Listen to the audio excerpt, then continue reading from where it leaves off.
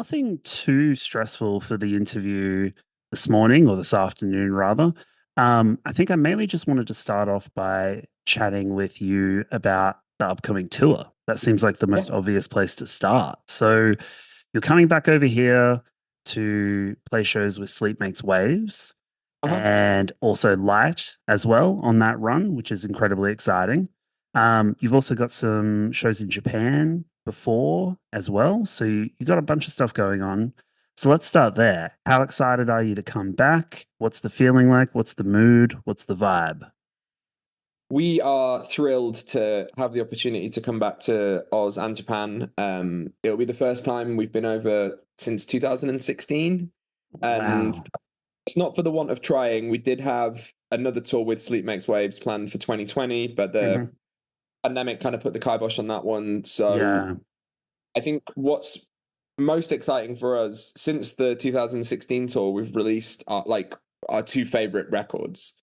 So we're kind of, we didn't get to tour one of those when it came out, so we're coming over with an entirely new set of material that is has been our favorite to tour since we started playing in the band. So um it's really exciting that we've got these two albums that we love that have kind of seem to have really engaged people to come and tour out there.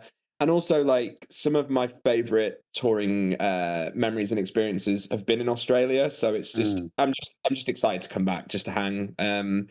Since we were last there, one of my sisters has moved to Sydney, so that's going to be nice to see her. I've not Awesome. managed to see her very much in the last few years, what with the flights and all of that. And then same for Japan. We just have one show in Tokyo, but most of us are flying out like 5 days before just to kind of turn it into like a bit of a holiday. Yeah, nice. Cool place to pass the time. So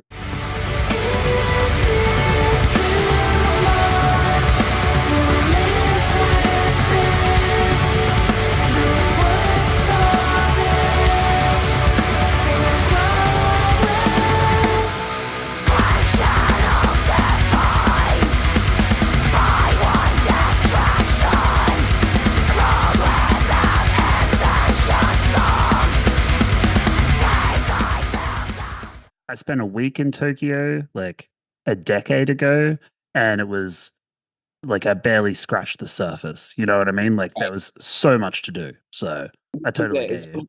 It strikes me as one of those cities you can go back as many times as you want, have a different experience every time, and Totally. there's so much you can kind of dive into and tangents you can go off on. So yeah, it's going to be good. Yeah. I think a couple of points to jump off from what you mentioned before. Like it is kind of crazy to think that the band hasn't been here for 8 years. And I mean, obviously, the pandemic and COVID and all of that sort of stuff has kind of warped our collective perception of time. But Yeah. it does kind of boggle the mind when you think about it. And I believe the last time I saw the band was maybe on a Soundwave like Right. lineup, and that would have been maybe like 2011 or something like Would that. have Like, been, it would have been 2010. yeah, Um, the Soundwave Festival at the start of that year, and at the end of that year, we came back, and it was a Soundwave Presents tour with Architects, Comeback Kid, and This Is Hell.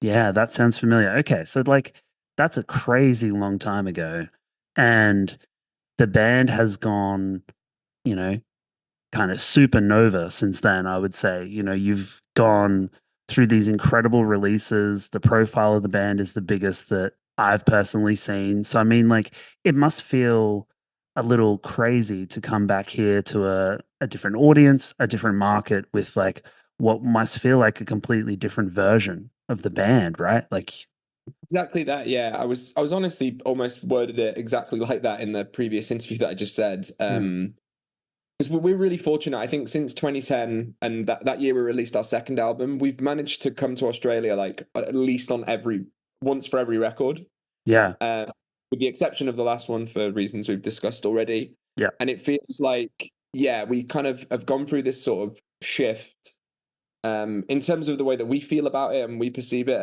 and what people on the outside seem to think. Um, and it's cool, and I'm excited that we get to bring this version of our band over because it's kind of the most comfortable we've kind of felt in our own skin. I feel like we've really sort of stepped up the live show and the production and the things that go into that. And yeah, it's been just amazing getting to tour this last record. And I think it's nice that we get to kind of do that for an Australian audience as well. So yeah, we're just very excited to come over and play shows. This is the only tour that we've done this year. So we put a new record out at the start of 2022, and by sort of our own standards, we've been quite busy.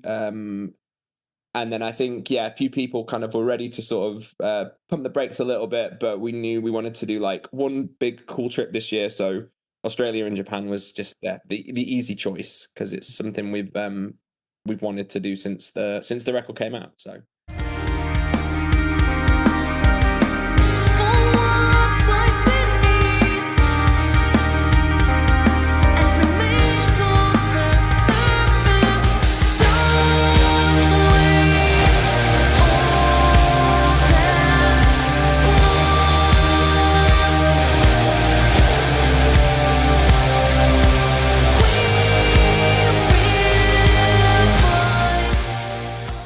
I mean, look, we're very fortunate that you decided to bestow that trip to us. So we're very, very excited about that.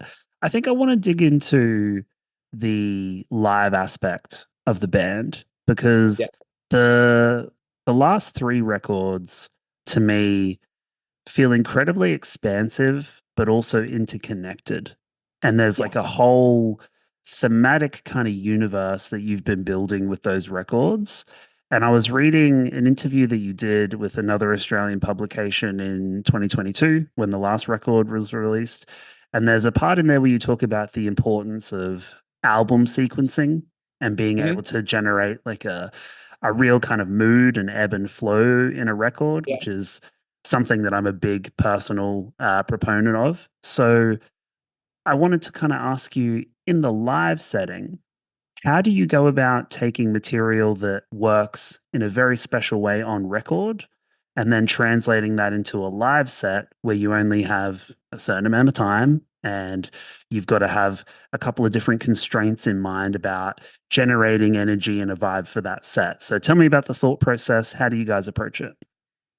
That's a really good question. And we approach it in a really similar way that we do when sequencing a record. I think you either look at the kind of set that you're playing, whether that's like a support set or a headline set, and the amount of time that you've got. And it is sort of about creating those dynamics and coherence. And I think across the last three records, the material across all of them, it is coherent and does work together. But it is just about sort of finding those ways of kind of pairing songs together. And then you've got other little things to think about, like, is the guitar tuned the same in these two songs back to back? Sure. Is that going to be too heavy going for either? Like, is there enough sort of like rest time in between it? So there's sort of other parameters that we've got to consider, because, obviously with the live side of it, there is the physicality. I think we are a band that like definitely has energy and physicality live. And it's about sort of, trying to make something flow musically, isn't going to completely kill us physically, and make sense in terms of what we need to do with regards to like me changing sounds on my keyboards, or Chris and Nathan tuning the guitar and the bass. And ultimately it is about having something that just flows like a record or a playlist or something that's been kind of curated, and we spend a lot of time working on it. And we'll also be touring a particular record, so we want to make sure that the bulk of the set is maybe weighted in favor of that, because that's the whole thing. It's like we've written these new songs, we want to play them live. And we have some kind of, I don't want to say like terse, but there's serious conversations about what gets cut to make way for things. And like, that's the fun stuff, like I'm a music fan. Like I liked making mixtapes, but now I like making playlists or whatever. So like, getting to do this real-time version of it is like, it's part of the fun. Yeah.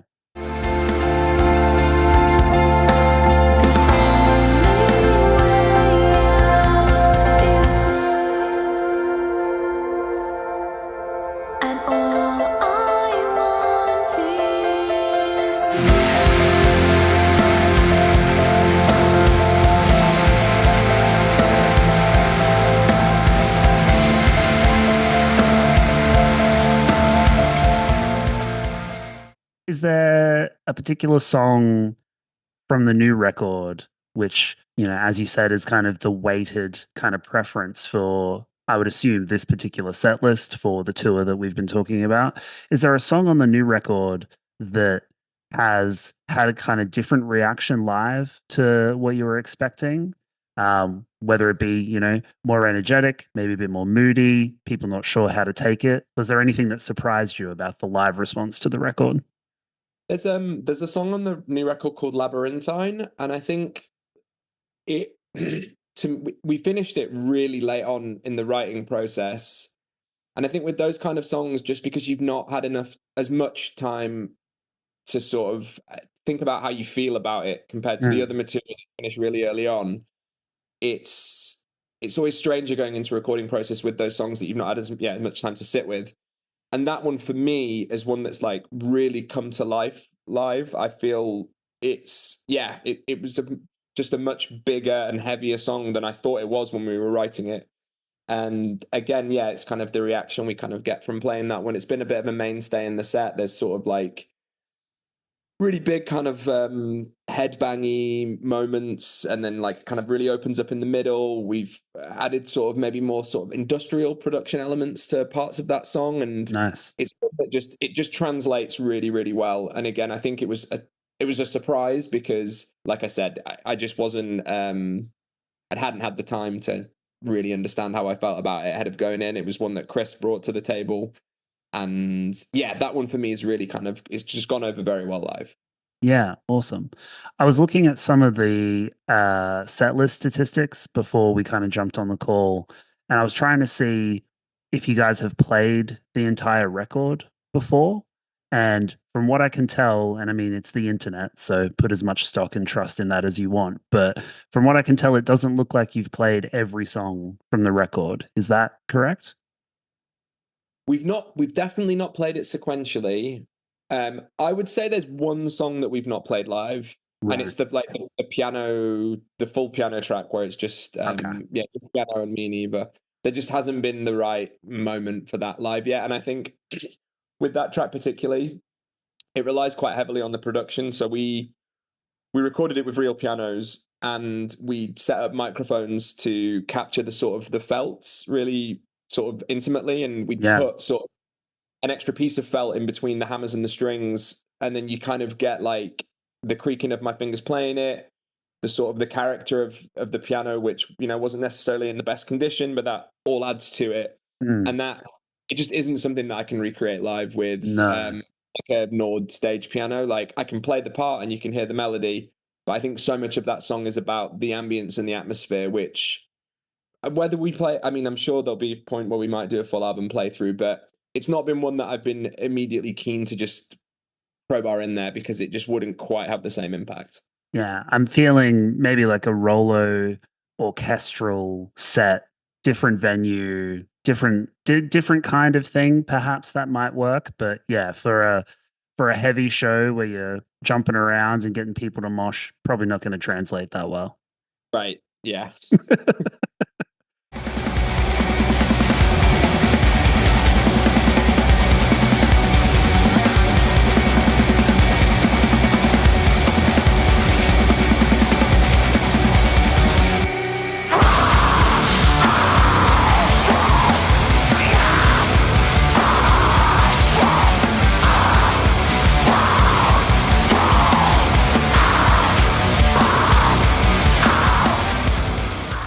I guess with the new record coming out, sorry, the last record coming out in 2022. Is there discussion in the camp on what's next? Because, like I mentioned before, those records are all kind of interconnected. And I've seen some stuff where you talk about it as kind of like a loose trilogy of Mhm. records. So that kind of leads me to think that there must be something new and a new chapter potentially on the way. Can you give us an indication of what you guys have been working on? Any discussions on that? Yeah, so I think the next thing that we've got coming out is a live album, which is taken from a show we did at the Electric Ballroom in London last year. Oh, wow. Is the biggest headline show that we've done, and we wanted to kind of document that. So we filmed it with like think there's like 5 different camera angles. We're very fortunate. Al, who plays drums in our band, is a freelance filmmaker, Oh and wow. he's sort of very has a very 360 view on all of that, and has kind of brought quite a lot to the table with being able to turn around edits for that kind of thing and knowing the technicality of how we bring something like that together. So he's edited it. He had like a lot of his professional pals came down and shot the show. We had Lewis, who is our producer and has produced the last 3 records. He mixed it. So there's Is a that couple Lewis of Johns? yeah, that's right. Yeah. Incredible So producer. he's unbelievable, and I'm so glad that we were able to get him to mix the live record because Mm. he just understands the nuances of the band. He knows the material because we were playing, songs that he'd produced. Um, so we've put a couple of singles out from that already. They're up on YouTube, and then the full thing is going to drop the day before the Tokyo show, actually. Oh So wow, there'll be nice. a full concert video, and then and yeah, it'll all the music will be up on streaming platforms and stuff. So that's been really exciting to work on. Like it's very different. We've not put out like a live record before, and it's one of those things. It sort of felt a bit indulgent, but at the same time, like we've released 6 records, we're kind of we've got to sort of mix it up a little bit. And I think the reaction to the videos at least has been really cool. Like people sort of saying they'd been waiting for pro quality shot things, and it's nice because while we are sort of well traveled, there are people in countries that we've not made it to yet, and it's Mm. nice for them to be able to kind of have an idea or a sense of like what the show is like. um Aside from that, I mean, we haven't really talked about this yet, but I don't really mind saying it. We recorded a new EP earlier in the year. Mm.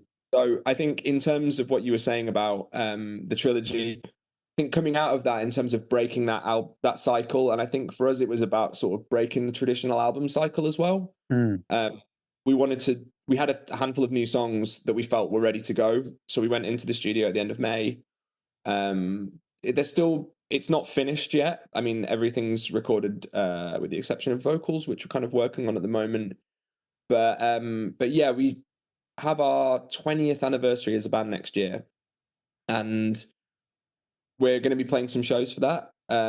We wanted to release some new material to kind of give us the momentum to go into those shows, but also to sort of celebrate that we're still a band that's putting out new music, and that even at 20 years, it's not necessarily like a legacy thing. We sort of want to be judged and on the newest release that we have. So we felt it was just the right thing to do to market with some new music. So release plans for that are still being discussed, but yeah, we went in with Lewis, did some new songs, and we're really excited on them. I think it's a really sort of solid progression from the 3 records that we've been talking about, as well as it's.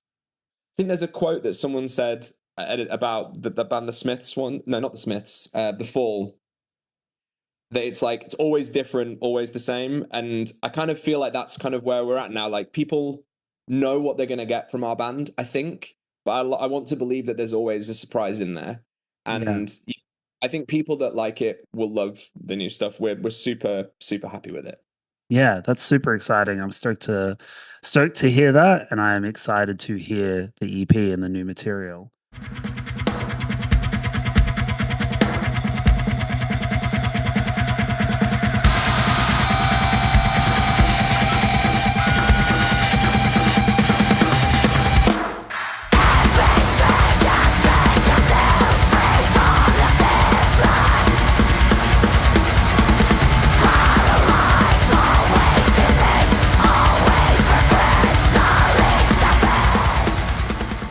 You kind of touched on my final question, which is always good when the artist can kind of like bring us to that point Yeah. without me having to do the legwork. But I wanted to touch on the 20th anniversary coming up, and I wanted to kind of throw a final closing question to you about the idea of legacy, because so much conversation today is kind of taken up with bands that are on their 20th or 30th or 40th anniversary.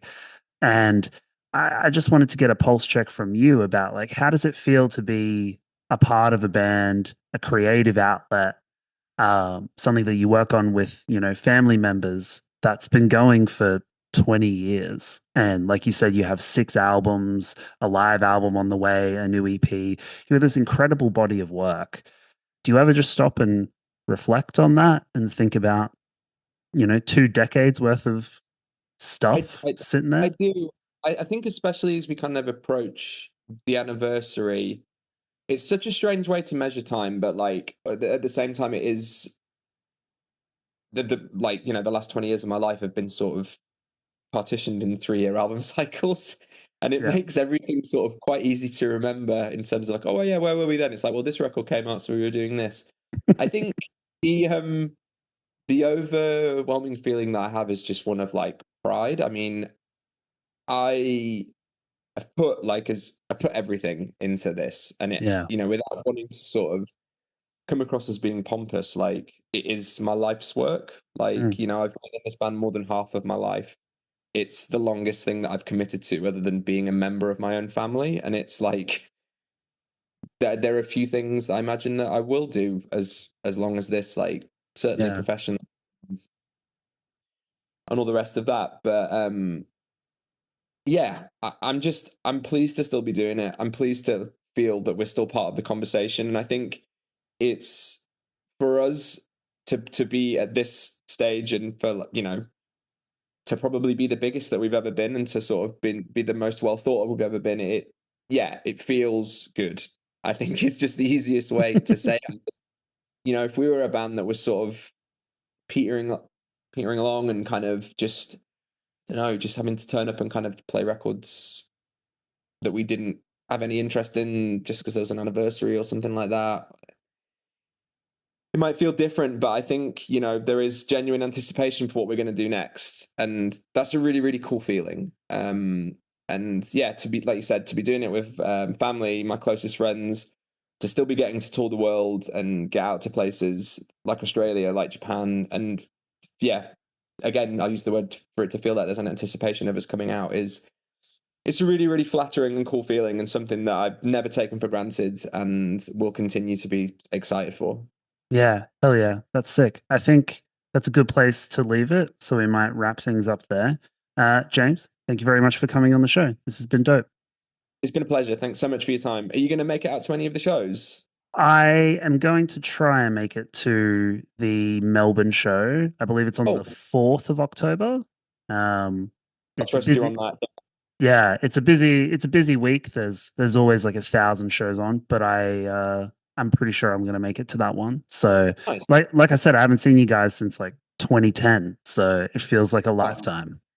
amazing. Well, I promise you, we are much, much better now. So, yeah, I mean, you were great then, so that's only just raising the bar. yeah, but yeah. Thanks so much for your time. This has been really fun. Yeah, thank you, James. Subscribe now to the Pitch of Discontent Patreon to receive access to extended cuts of our bonus episodes, as well as exclusive behind the scenes content, monthly Patreon only episodes, member only votes, the TPD community chat, and much more. Go now to patreon.com/tpdpod and join for as little as $5 a month. That link again is patreon.com/tpdpod. Thanks for watching the show.